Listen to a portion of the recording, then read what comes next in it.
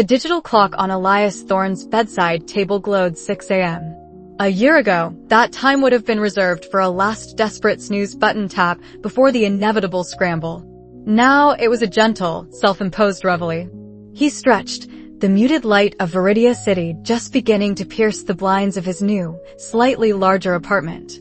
This wasn't a penthouse, not even close, but the extra bedroom and a sliver of a view over the sprawling urban landscape felt like a triumph. He'd earned it. Every late night hunched over lines of code, every nuanced presentation to demanding clients at Viridia Tech Solutions, every penny saved. The promotion to mid-level tech management had been hard-won, a testament to his relentless pursuit of stability and a carefully curated image of success. He, Elias Thorne, the kid who grew up bouncing between foster homes, was finally building something for himself. The apartment was still a controlled chaos of unpacked boxes and half-decorated spaces. A testament, too, to his abysmal work-life balance. His success had come at the expense of a functional kitchen and a dust-free living room. That's where the idea of the maid had come in. Not a necessity, he'd told himself, but a symbol. A sign that he'd crossed a threshold, that he could afford to offload the mundane. And, frankly, he was tired of living amidst the detritus of his ambition. He'd found Lyra through Viridia Home Solutions, a budget-friendly online service that promised efficient, vetted staff. The monthly fee of $3,000 felt substantial enough to be a luxury, yet affordable enough not to break the bank. He'd done his due diligence, checking the service's reviews, but hadn't delved much deeper. He just needed someone reliable. The doorbell chimed precisely at 9 a.m. the following Saturday. Elias, still nursing his first cup of lukewarm coffee, straightened his faded t-shirt and opened the door. Standing on his welcome mat was Lyra. She was not what he expected. He'd envisioned a tired-looking student, perhaps, or a brisk, no-nonsense matron. Instead, Lyra was slight, almost ethereally delicate, with a cascade of dark, unblemished hair framing a face that was strikingly beautiful in its understated elegance. Her eyes, a deep, intelligent hazel, regarded him with a quiet deference. She wore a simple, dark blue uniform, practical, yet it somehow accentuated her slender frame rather than detracting from it. "Mr. Thorne?" Her voice was soft, almost a murmur, yet perfectly clear. "Lyra, from Viridia Home Solutions. It's a pleasure to meet you." "Elias, please," he corrected, offering a slightly awkward smile and stepping aside. "Come in. The place is a work in progress." She gave a small, polite nod, her gaze sweeping over the entryway with an efficiency that felt more like observation than judgment. "Don't worry, Elias. I'm sure we can make it feel like home very quickly." And she did. Over the next few weeks, Lyra became less a hired hand and more a silent, benevolent force transforming his apartment. She moved through his space like a whisper, leaving behind a trail of pristine surfaces and an undeniable sense of order. He'd leave for work in the morning amidst a faint aroma of last night's curry and a scattering of dirty dishes. He'd return to a faint, clean scent of citrus and a gleaming kitchen. His shirts were pressed with an exacting neatness he'd never managed, his books alphabetized, his bathroom sparkling. Her efficiency was uncanny. One Tuesday, he'd vaguely mentioned needing to pick up more of his obscure herbal tea. By Wednesday evening, a fresh box sat in his pantry. Another time, he'd cursed under his breath, searching for a specific USB stick amidst the digital detritus of his desk. The next morning, it was sitting neatly in a small, compartmentalized tray Lyra had apparently purchased and organized. He'd found himself smiling, attributing it to her exceptional professionalism. She must just be a natural at anticipating needs, he'd thought, feeling a wave of quiet gratitude. Yet, there were minor oddities, almost imperceptible at first, that pricked at the edges of his conscious mind. He'd tried to look her up online after her first visit, a casual curiosity about the background of someone now privy to his personal space. A quick search for Lyra, Viridia Home Solutions, yielded nothing specific. No LinkedIn, no social media profiles, no employee directory. Just the generic company page. He'd shrugged it off, assuming it was a privacy policy of the budget service, or perhaps she just preferred to stay off the grid. A quiet person, he decided. Admirable, even. Then there was the coffee. He preferred a very specific pour-over method, a painstaking ritual he'd never discussed with Lyra. Yet one morning, he'd rushed out, leaving his Chemex brewing apparatus on the counter. When he returned, it wasn't just clean. The coffee beans in the grinder were precisely the blend he used, and the filter cone was perfectly positioned, as if ready for his next brew. It was a small detail, but it made him pause. He hadn't bought new beans, he just assumed he was running low. Had she noticed? Another instance involved his smart home system. Elias prided himself on his meticulous automation rules. Lights dimmed at sunset, music would automatically play if he entered the living room after 8 p.m., the thermostat adjusted based on his schedule. But sometimes, things happened that he hadn't programmed. The apartment lights would dim to a perfect reading glow exactly when he curled up on the sofa with a book, without him touching a switch. A specific playlist he'd only thought about listening to would softly start in the background. He'd initially blamed software glitches, the inevitable quirks of complex systems. But the glitches always seemed to align perfectly with his unspoken preferences. One evening, after Lyra had completed her bi-weekly clean, Elias found a small, artisanal chocolate bar on his nightstand. It was a specific brand, dark chocolate with sea salt, that he adored but rarely indulged in. He hadn't mentioned it to Lyra, or to anyone else recently for that matter. He remembered seeing a colleague eating one once, months ago, and he'd made a mental note to try it. Had she somehow overheard that fleeting comment? Or had she guessed? He picked it up, a faint smile playing on his lips. She truly was incredibly attentive. He dismissed the slight unease, chalking it up to her being exceptionally observant. He was, after all, paying her a premium for such service. The silence that accompanied Lyra's work was another intriguing aspect. Most service people chattered, humming along to music or taking calls. Lyra worked with a focused intensity, her movements fluid and purposeful. When he occasionally interacted with her, her responses were always polite, brief, and to the point. He found himself looking forward to her visits, not just for the pristine apartment, but for the quiet, almost meditative presence she brought. It was a peaceful interlude in his otherwise hectic life. One evening, after she'd gone, Elias found himself unwinding on his sofa, bathed in the precise ambient light he'd often wished his smart system would produce. He took a sip of his meticulously brewed tea, contemplating the sheer ease Lyra had introduced into his life. He felt a profound sense of satisfaction, a feeling that he was finally, truly, living the life he'd worked so hard for. His gaze drifted to his neatly organized bookshelf, where his favorite first edition of a cyberpunk novel sat prominently displayed. He hadn't left it there. Lyra must have placed it after dusting. A small gesture, perhaps, but it felt personal, as if she understood not just his needs, but his desires. Elias leaned back, a comfortable sigh escaping him. He pulled out his phone, ready to shoot off a text to Marcus about his latest career win. "Best 3K I've ever spent," he muttered to himself, a warm glow spreading through him. He tapped open his messaging app, only to find a notification from his smart home system. It was an anonymous login alert, a brief flicker of code that had bypassed his usual security protocols. It had happened exactly 5 minutes ago, just as he had settled onto the couch. Elias frowned, briefly. A glitch, then. Probably nothing. He dismissed the notification and started typing his message. But for a fleeting moment, a sliver of unshakable disquiet wormed its way into his contentment. It was the feeling of being seen, not just professionally, but intimately. And he couldn't shake the sense that Lyra, his quiet, efficient maid, saw far more than he realized. The first few weeks with Lyra had been an unmitigated success, or so Elias had initially believed. His apartment, once a testament to bachelor chaos, now hummed with an almost ethereal order. Fresh flowers appeared on the dining table. His laundry was always folded with an almost surgical precision, and the faint scent of lemon polish lingered pleasantly in the air. Lyra was a phantom of efficiency, moving through his space with a quiet grace, her presence barely registered, yet her impact undeniable.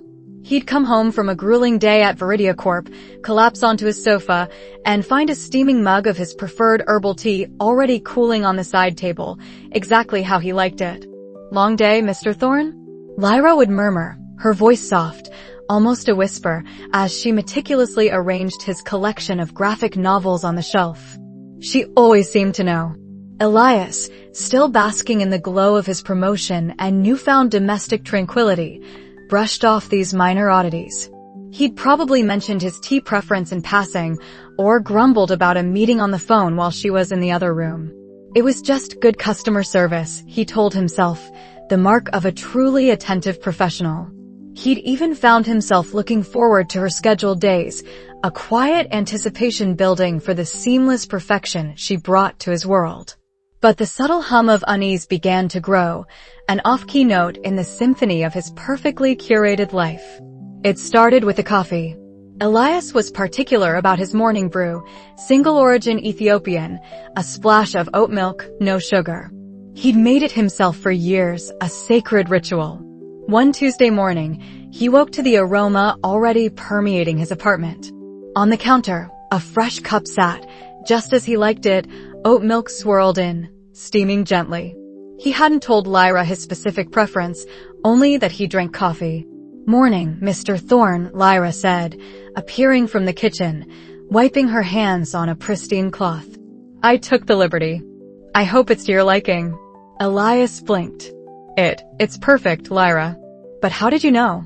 A faint, almost imperceptible smile touched her lips. "I observed what you typically bought and your habits. It wasn't hard to deduce."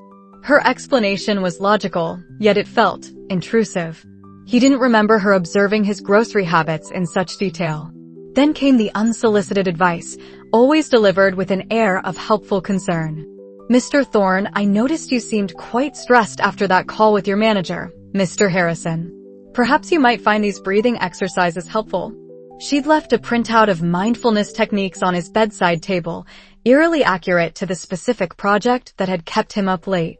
He hadn't mentioned Harrison by name to her, only to Marcus over a late-night video call. His social life also seemed to undergo a subtle recalibration.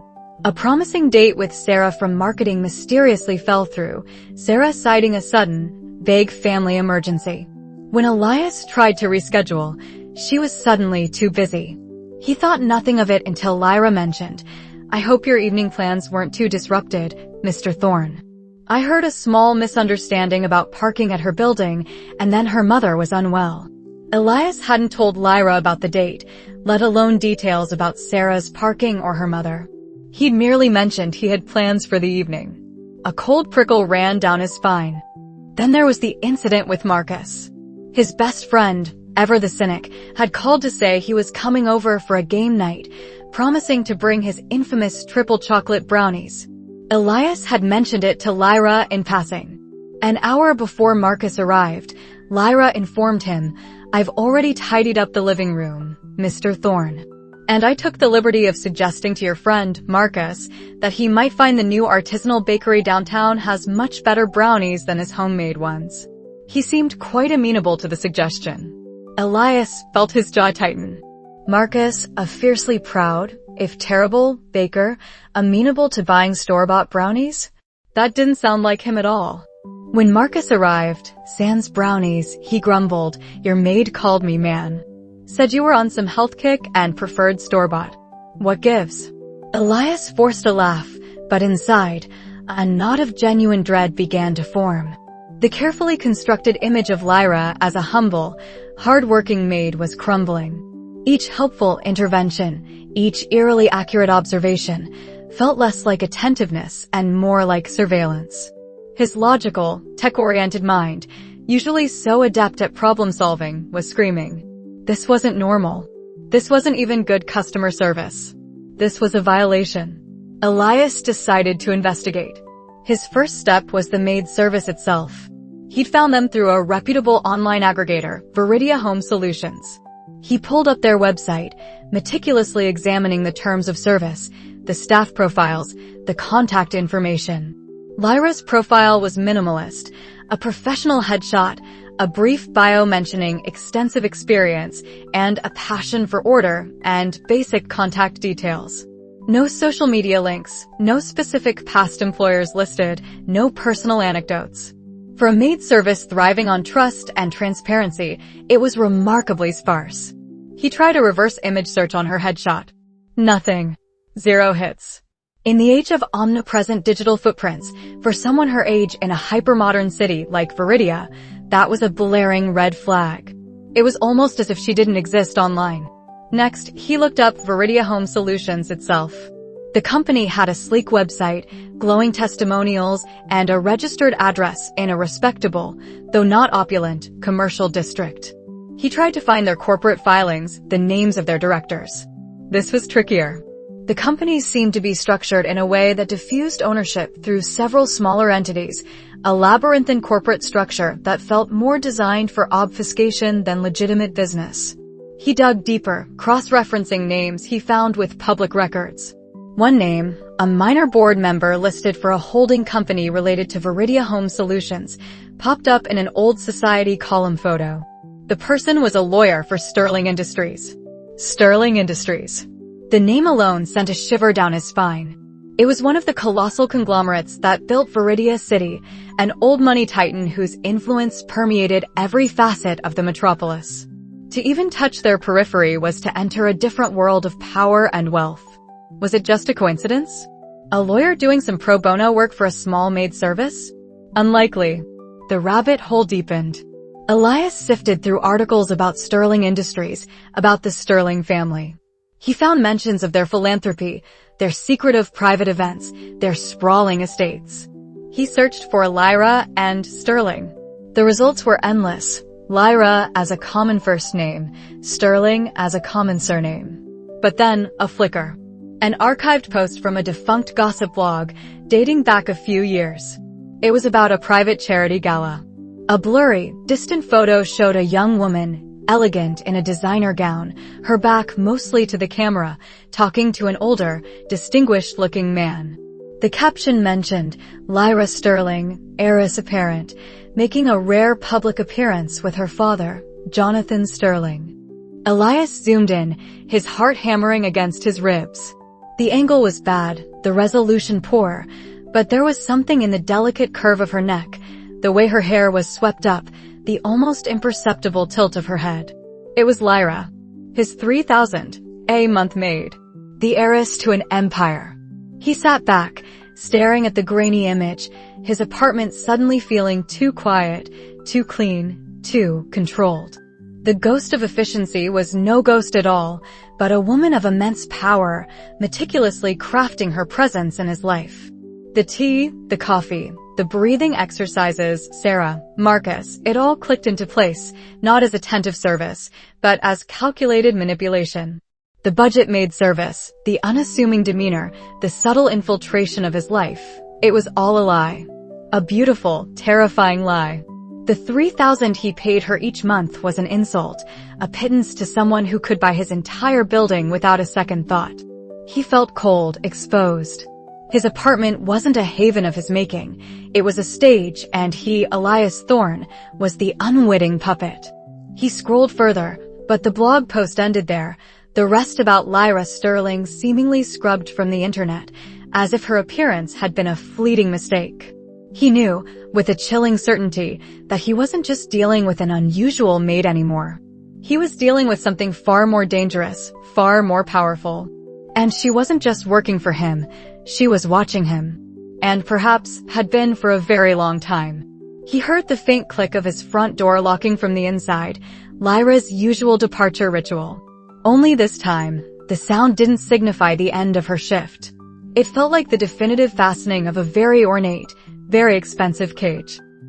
The screen glowed with the stark reality Elias had pieced together, fragment by agonizing fragment, over the past sleepless nights. His apartment, usually a haven of organized clutter, felt alien, a stage set for a monstrous reveal. He'd spent hours sifting through cached web pages, corporate registries, and obscure financial forums, cross-referencing the cryptic details he'd stumbled upon. The impossible bank statement, the phantom cousin, the subtle but unmistakable air of authority Lyra sometimes carried, it all coalesced around one name: Sterling.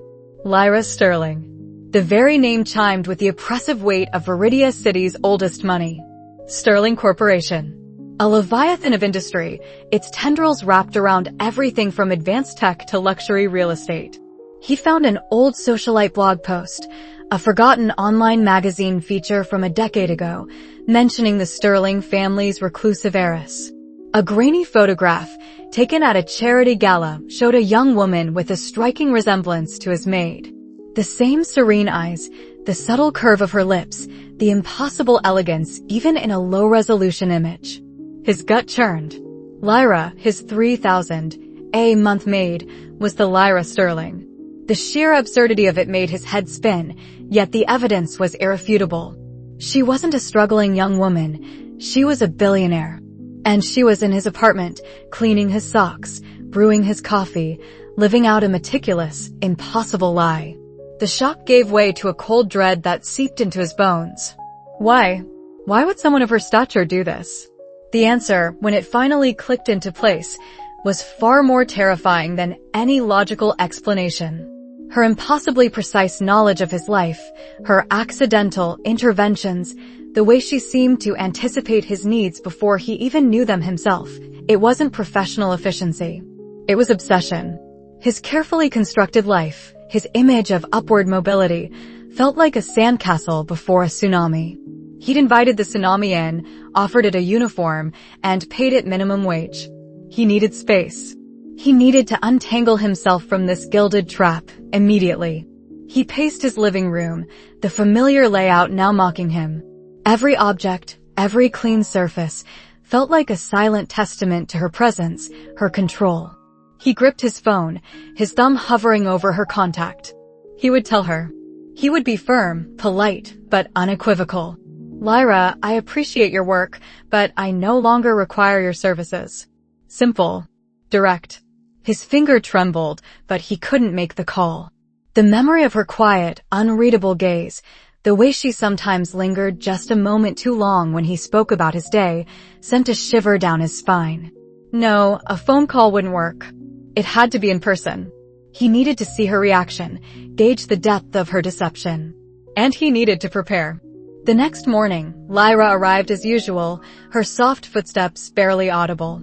Elias was waiting in the living room, a practiced casualness he didn't feel plastered on his face. He watched her from the periphery of his vision as she quietly began her routine. He took a deep breath. Lyra, he began, his voice sounding unnaturally stiff even to his own ears. Could we talk for a moment? She turned, her duster still in hand, those calm eyes meeting his. There was no flicker of surprise, no hint of apprehension. Just that serene, unwavering attentiveness.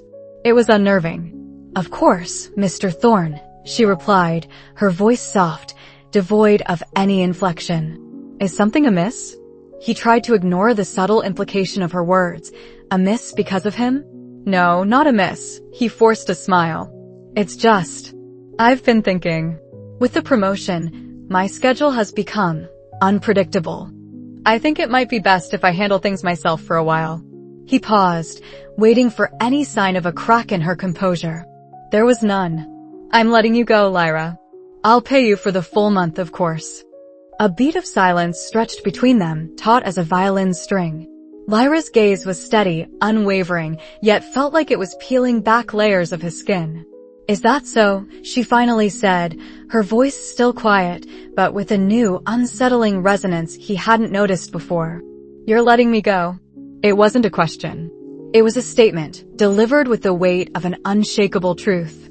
Yes, Elias affirmed, trying to inject more resolve into his tone. I appreciate everything you've done, Lyra.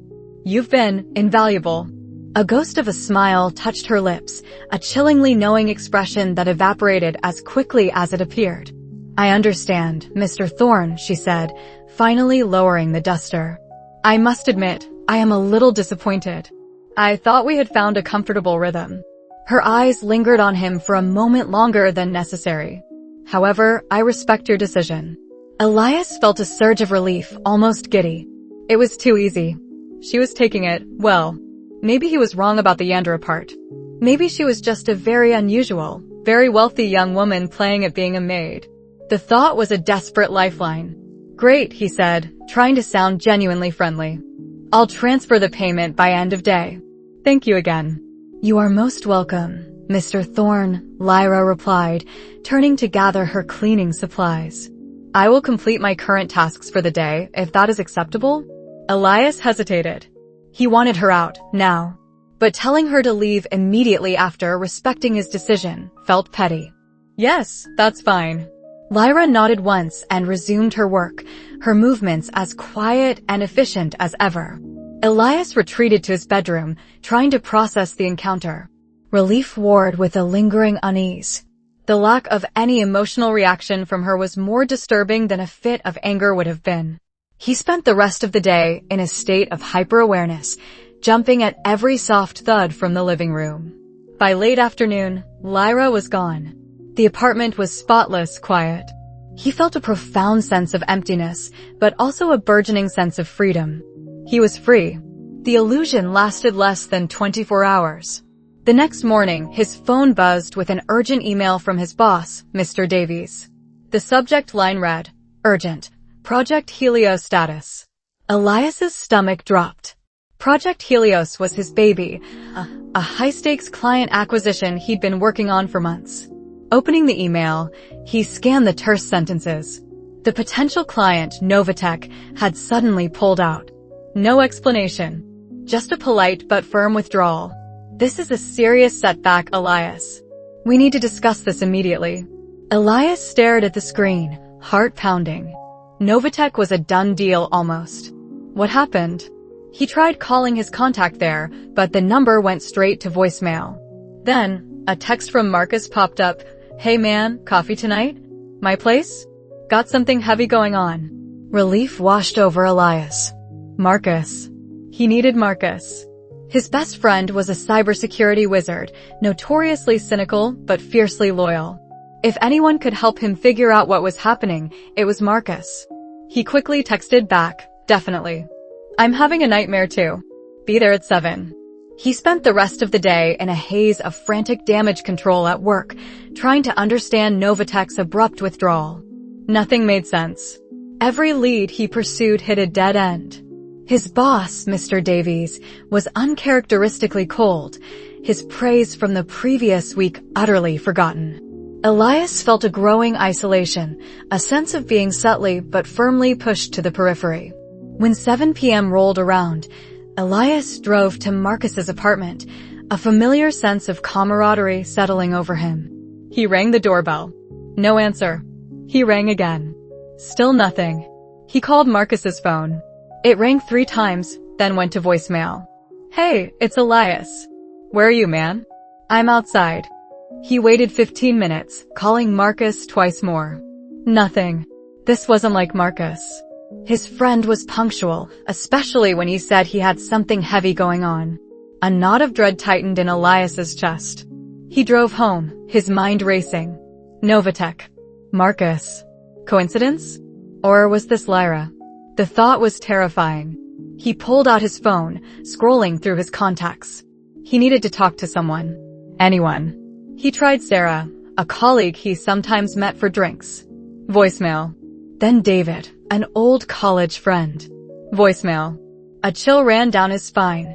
As he walked into his apartment, the pervasive silence felt heavy, suffocating. He flipped on the lights, the sudden brightness doing little to dispel the encroaching shadows in his mind. He moved towards his desk, planning to re-examine Lyra Sterling's information, to confirm everything, to find a weakness. His eyes fell on his carefully organized desk. A single white rose lay precisely in the center of his keyboard. It hadn't been there when he left this morning. He picked it up, his fingers brushing against the soft, cool petals. A small, delicate tag was tied to the stem with a silver ribbon. He pulled it closer, his breath catching in his throat as he read the elegant script. "Some rhythms are simply too beautiful to break, Mr. Thorne. I hope you will come to understand." The message was unsigned. It didn't need to be. The terror was absolute. She knew. She had been there. She was still there, everywhere, always. The The pristine apartment, once a symbol of his achievement, now felt like a pristine, inescapable cage. His job, his friends, his autonomy, all crumbling around him, systematically, silently, at the hands of the woman who believed he belonged solely to her. He was alone. Utterly, terribly alone. And Lyra Sterling, his former maid, had just tightened the golden chains. The silence of Elias's apartment was no longer comforting. It was deafening, a vacuum where his carefully constructed life used to be. Every creak of the floorboards, every distant siren, felt like a deliberate intrusion, Lyra's eyes and ears everywhere. 2 days. 2 days since he'd learned the truth, since the golden cage had snapped shut, and the weight of Lyra Sterling's power had pressed down on him, suffocating. His phone, once a lifeline, now felt like a leash. Calls to friends went unanswered, texts vanished into the ether. His bank account, a symbol of his hard-won independence, showed a series of suspicious, high-value deposits, followed by notifications of attempted fraud that locked his access. Lyra wasn't just wealthy, she was ubiquitous. She hadn't needed to threaten him, she'd simply erased his options.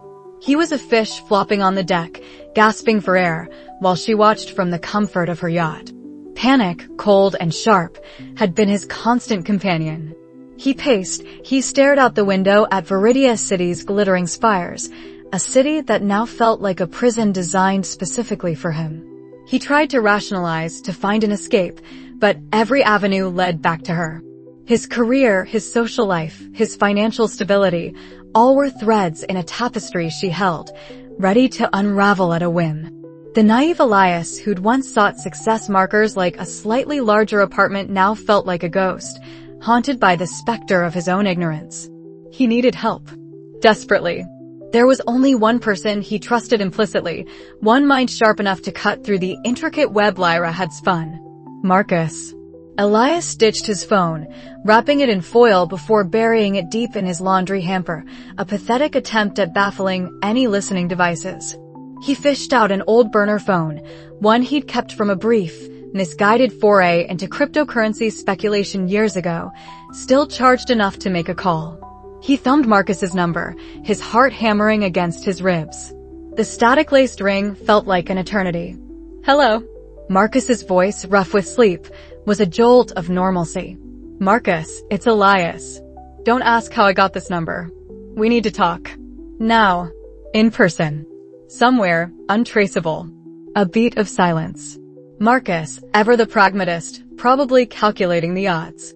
Untraceable, huh? Sounds like you finally broke bad, Thorne. What, did you short the entire tech market? A flash of his usual cynicism, but underlying it, Elias heard the curiosity, the concern. Worse, Elias said, his voice a strained whisper. Much, much worse. Meet me in an hour. Viridia City Public Library, 3rd floor, history section. Don't use your phone on the way. Don't tell anyone. Marcus's response was a sharp, okay. See you there. The line went dead. Elias dressed quickly, pulling on an anonymous hoodie and baseball cap, an attempt to blend into the city's vast indifference. The walk to the library felt like a trek through enemy territory. Every face was a potential watcher, every security camera a pair of Lyra's eyes. He found Marcus hunched over a dusty tome on ancient civilizations, looking bored. Marcus gave him a sardonic glance, then nodded towards a secluded corner between towering shelves. All right, spill it, Elias. You look like you've seen a ghost. Or accidentally married one. Elias took a deep breath, the stale air of old books filling his lungs. Marcus, remember Lyra, my maid? Marcus scoffed. The one you were getting suspiciously infatuated with, despite her being just a maid? She's not a maid, Marcus. She's Lyra Sterling. The Lyra Sterling. Sterling Corporation. And she orchestrated everything. Every single moment of our meeting, every interaction. She's obsessed with me. Dangerously so. Marcus's smirk faltered, replaced by a slow dawning disbelief. Sterling? You're joking. The heiress? You're telling me that quiet little maid is the woman who could buy and sell Viridia 10 times over. I wish I was. She's been manipulating my entire life. My job, my friends. I think she's been tracking me for months, maybe years. Elias recounted his discoveries from the dark web forum, the altered background, the sheer scale of her deception. He explained how his attempts to distance himself had immediately backfired, leading to his current isolation. Marcus listened, his expression growing grim with each revelation. His usual sardonic facade cracked, revealing genuine concern. Holy hell, Elias. That's next level psycho. So she just decided you were the one and went full fatal attraction. It's not a joke, Marcus. I'm trapped. My finances are locked. My friends aren't answering. I feel like my entire life has been erased, replaced by her design. Marcus ran a hand through his hair, his eyes darting around the library, suddenly seeing the public space through a new, paranoid lens. Okay, let's not assume the worst. Let's confirm the worst. Give me everything you have. Your phone model, old account details, anything you think might be compromised. They spent the next few hours huddled in the library, whispering, Marcus furiously typing on his encrypted laptop, connected to a public Wi-Fi network. Elias watched him work, a small spark of hope igniting within him. Marcus was a cybersecurity wizard. If anyone could find the digital breadcrumbs, it was him. The results were chilling. Well, Elias, Marcus said, his voice flat, good news. You're not crazy. Bad news. You're absolutely screwed. He showed Elias a series of network logs, encrypted packets, and deep web footprints. His apartment was indeed compromised with sophisticated surveillance, audio, video, even thermal imaging. His digital footprint was a masterpiece of social engineering and targeted manipulation. Old social media posts were subtly edited to fit a narrative, job applications seemingly failed due to minor, fabricated inconsistencies. Even innocuous conversations with ex-girlfriends had been archived or altered to create distance. She didn't just meet you, Elias. She engineered you. For months. Years, probably. She systematically cleared out any potential rivals, any significant relationships, anyone who might pose a threat to her claim. Your old mentor, Dr. Alvarez, suddenly got an irresistible offer for a research grant in Patagonia. Your ex, Chloe, moved to another city for a job that just materialized. Even your promotion. I found evidence of a rival candidate's application being sabotaged. Elias felt a cold dread settle in his stomach. Lyra hadn't just wanted him. She'd wanted a blank canvas onto which she could project her ideal. How do I even fight something like this, Marcus? She controls everything. My life isn't just a cage. It's a puppet show, and I'm the puppet. Marcus leaned back, rubbing his temples. Normal rules don't apply here, Elias. This isn't just about hacking her systems, which would be next to impossible given Sterling Corp's resources. This is about her mind. We need to understand why she's doing this, how she thinks, what her endgame is.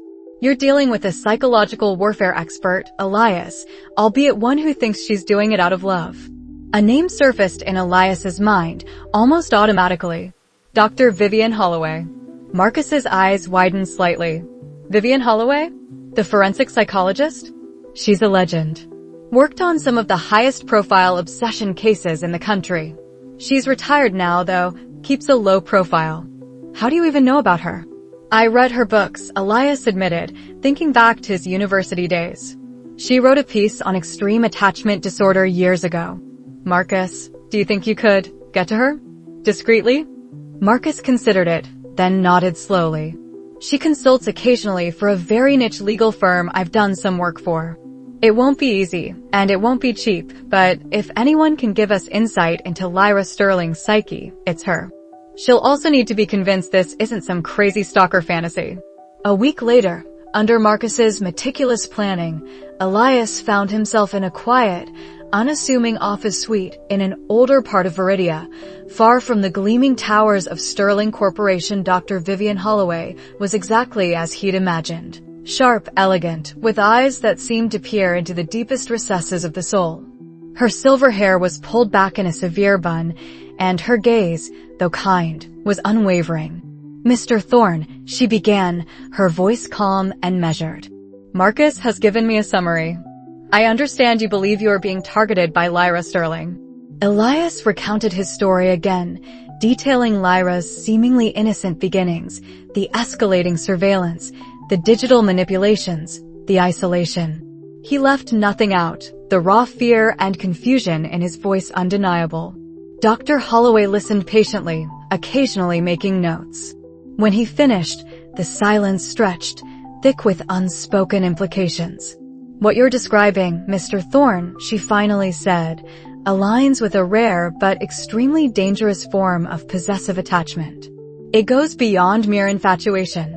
Lyra Sterling, from your account, appears to view you not as a separate individual, but as an extension of herself, a missing piece that only you can fill. She doesn't want to be with you, she wants to absorb you. Elias felt a chill. But why me? I'm nobody. Just a mid-level tech manager. That, Mr. Thorne, is often the key. Those with immense power and wealth often find themselves surrounded by sycophants, by people who want their money, their influence. They struggle to find genuine connection, to find someone who sees them, not their assets. Perhaps you, in your initial naivete, offered her that. She perceived you as pure, uncorrupted by her world. And once she found that, she decided she couldn't lose it. Dr. Holloway paused, her gaze piercing. To her, what she is doing is not control, it is love. A profound, all-consuming, utterly self-justified love. She isn't trying to hurt you, she's trying to keep you safe, to keep you hers. And in her world, she possesses the means to do just that, completely. So, what do I do? Elias asked, desperation etched on his face. How do I fight someone who thinks they're loving me by destroying my life? You cannot fight a force of nature head-on, Mr. Thorne, Dr. Holloway advised. Not when that force has infinite resources. What you must do is understand it. You must reclaim your internal landscape. You cannot escape her physical reach, not yet. But you can escape her mental domination. You must understand her motivations, her triggers, her vulnerabilities, if she has any. You must play her game, but on your terms. You need to show her that while you are hers, you are still you. That you can be loved without being erased. The words resonated deep within Elias. It wasn't about escape, not now. It was about survival, about reclaiming himself, piece by piece. Lyra's love was a golden cage, yes, but perhaps he could find a way to breathe within it, to assert his identity without shattering the delicate, terrifying illusion she held. How, he asked, a flicker of resolve in his eyes. By being patient. By observing. By engaging carefully. You need to demonstrate autonomy within her parameters. Show her you are still independent, not a puppet, but a partner. A willing partner, perhaps. But a partner with a mind of his own. She gave him a small, knowing smile. And you need to find out what truly makes her tick, beyond the surface obsession. What is she truly afraid of? What does she truly desire, underneath all the control?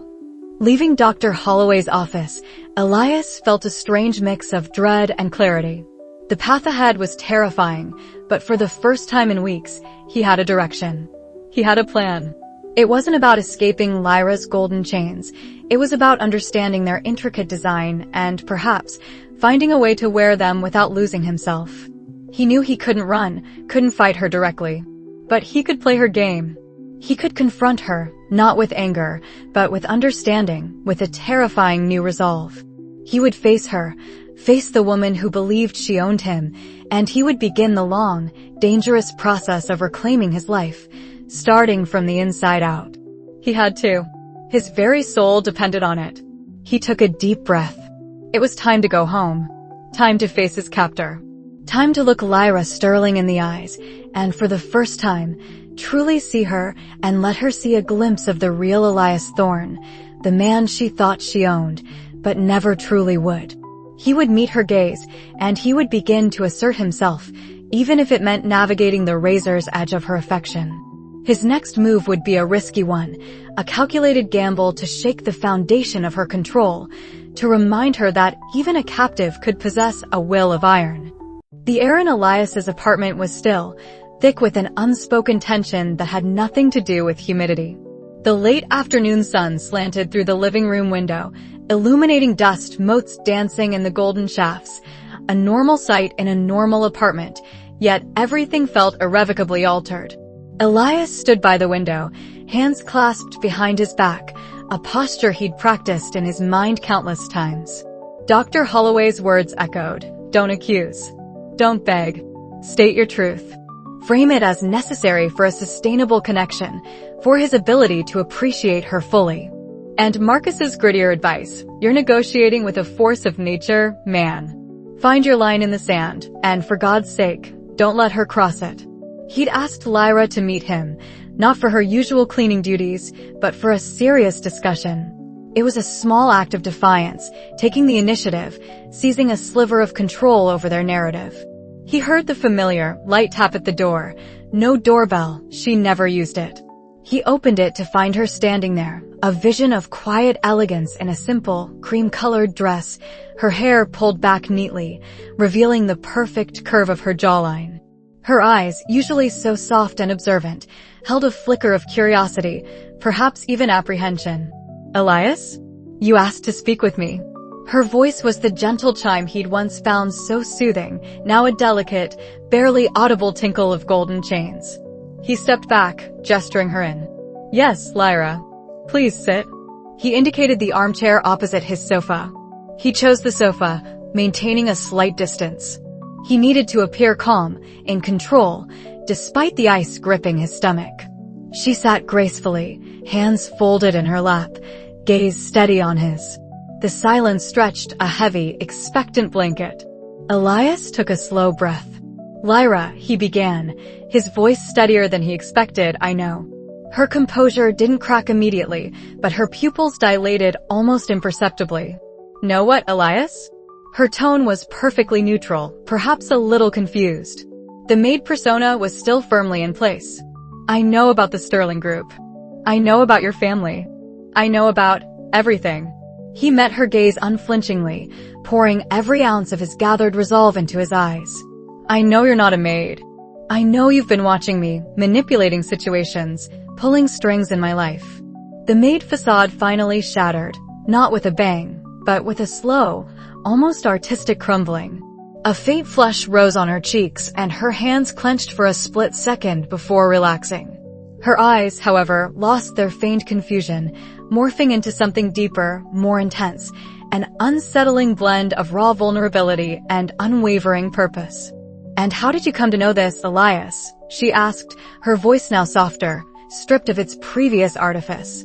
It was Lyra Sterling speaking, not Lyra the maid. It doesn't matter how, he countered, refusing to be sidetracked. What matters is that I do. And now we need to talk about what that means for us.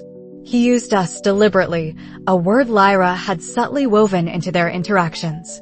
It was a concession, acknowledging the inescapable gravity of their connection, but also a demand for shared responsibility. A ghost of a smile, sad and knowing, touched her lips. I always knew you were clever, Elias. Resourceful. It's one of the things I admire about you. Her confession hung in the air, oddly disarming. I never wanted to deceive you, not truly. I needed you to see me. Not Lyra Sterling, the heiress, but Lyra, the person. And you thought orchestrating my life, isolating me, and surveilling my every move was the way to achieve that? Elias's voice sharpened, a flicker of his anger escaping. He immediately reined it in. Don't accuse. State your truth. Lyra, what you did was an invasion. It was a complete disregard for my autonomy, my friendships, my career. Her eyes flashed, suddenly defensive. I didn't disregard them, Elias. I merely guided them. Your old friendships were holding you back. Your career path was beneath your potential. I was helping you reach what you deserved, what we deserved. The way she linked their destinies was chilling. I saw your potential. I saw you. Nobody else ever truly did. And that gives you the right to decide my life for me? He leaned forward slightly. It doesn't work that way, Lyra. I value my independence. I value my choices. Even if you believe they're wrong, they are mine.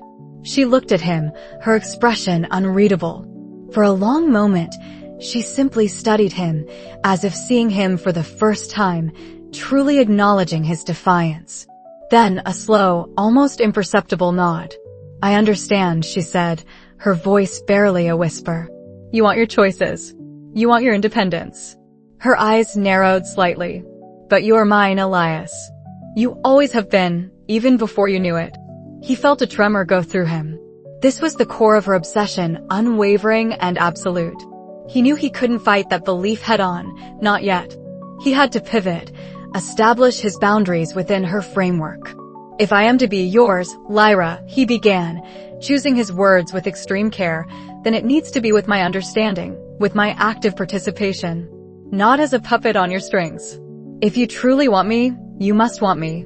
My mind, my will, my spirit, not just a docile companion." He watched her intently, gauging her reaction. This was the gamble Dr. Holloway had suggested, appealing to her desire for a real connection, however twisted. A flicker of surprise, then something akin to thoughtful consideration crossed her features. "You want to be active," she mused, her gaze intensifying. "You want to choose me, even when you cannot choose to leave." It was a chillingly accurate summary of his current predicament. "Precisely," he affirmed, pushing his advantage. "For that to happen, there have to be boundaries. I need my career unimpeded by your influence unless I ask for it. I need my friendships to maintain a connection to my past, to who I am. And I need privacy in my home. No more surveillance, no more accidental interventions in my daily life without my knowledge or consent." He held his breath, waiting for the storm. He expected anger, denial, perhaps even a chilling threat. What he got was a slow, almost wistful smile. "You're negotiating with me, Elias," she said, a hint of admiration in her tone. "I find that stimulating." She paused, her eyes locking onto his. "Very well. Your career, your friends, your privacy. For now. But understand this. My protection, my care, my love is absolute. And it will always extend to what I deem necessary for your well-being, for our future." It wasn't a full victory. It was a truce, a temporary cessation of hostilities on his terms, couched in her possessive language. He had gained some ground, carved out a small, psychological space for himself within the golden cage. He still felt the weight of the chains, but now, at least, he could rattle them. "And my past, Lyra?" he asked, the last, crucial piece. "My family? Who was I before all of this?" Her smile faded. "Your past is irrelevant, Elias. Only our future matters." Her voice was firm, unyielding. This was a boundary she would not allow him to cross. He knew then that some secrets she would guard with a ferocity that transcended even her obsession with him. He nodded slowly. He understood. This was the new reality. He was a prisoner, yes, but one who had just negotiated for a slightly larger cell, a slightly longer leash. He was no longer oblivious, no longer a pawn. He was a player in a game he hadn't chosen, but one he now understood, at least in part. As Lyra rose, her posture still regal, her eyes still fixed on him with that unnerving intensity, he realized his transformation was complete. The naive Elias was gone, replaced by a man tempered by the terrifying fire of obsession. He looked at Lyra, this beautiful, dangerous woman who held his life in her hands, and saw not just his captor, but his destiny. "You're learning, Elias," she murmured, her voice like silk over steel. "And I will enjoy teaching you everything there is to know about our life together." He watched her walk out, the soft click of the door echoing in the suddenly empty apartment. He'd won a battle, a small skirmish for his soul. But the war had just begun, and the golden chains, though now slightly looser, were still very much there, glinting ominously in the fading light. He had asserted his will, but the price of that assertion was a chilling acknowledgement. He belonged to Lyra Sterling, and his future was irrevocably intertwined with her terrifying, absolute love. And for the first time, he wondered if, deep down, a part of him was slowly, terrifyingly, beginning to accept it.